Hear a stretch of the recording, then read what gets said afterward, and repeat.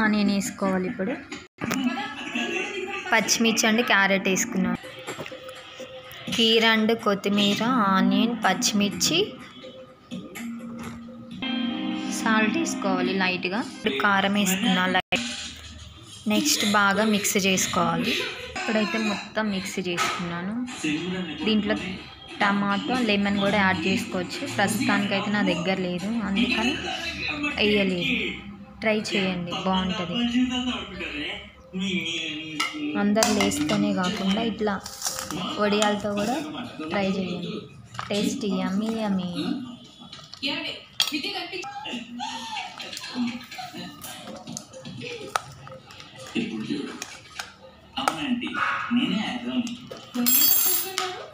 చెప్పాను సిగ్గుపడకు.